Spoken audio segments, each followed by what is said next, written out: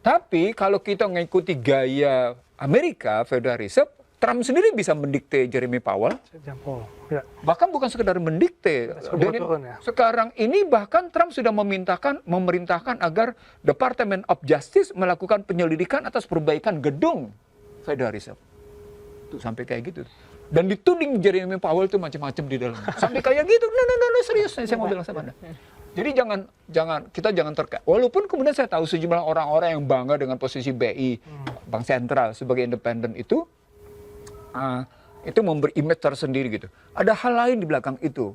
Kalau independen, dia siapa yang koordinasi secara internasional? Dan dia ikut siapa? Dia ikut pemerintah Indonesia atau dia ikut internasional? Dalam konstruksi Indonesia tidak terlepas dari ekonomi global. Ikut siapa Fitri? Ikut siapa Dani? Internasional. Ikut internasional. Siapa internasionalnya? Secara organisatoris dia ikut BIS, Bank for International Settlement. Itu ya. Karena di situ himpunan bank-bank sentral sedunia. Ya. Lalu ada juga himpunan bank sentral se-Asia Tenggara, kantornya di Kuala Lumpur. Ya. Itu ya. Jadi dua gitu. Jadi kalau kawasan Asia Tenggara ada di Kuala Lumpur, kalau untuk itu ada di Swiss gitu, di Swiss. Nah, BIS. Sementara kalau dalam konstruksi misalnya tentang keuangan, tingkat inflasi gitu, kaitannya dengan IMF gitu ya, atau kalau dengan pinjaman-pinjaman kecil dari Bank Dunia gitu. Ya.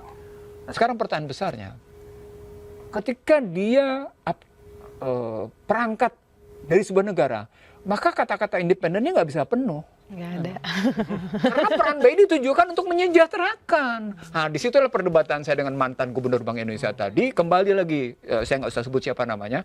Oke, kita kembalikan, tapi BI, dia betul-betul membackup kebijakan pemerintah dan membuat pemerintah fiskal dalam hal ini berdaya. Itu makanya sekarang BI, sejaknya namanya COVID kemarin, membeli surat-surat utang pemerintah. Dan sekarang BI menjadi tadi yang saya bilang pemilik SBN yang tertinggi gitu ngelihatnya. Jadi kita nggak bisa lagi bilang independen karena dalam berbagai kebijakan BI memang sudah tidak independen lagi, gitu. Kecuali dalam soal nilai tukar.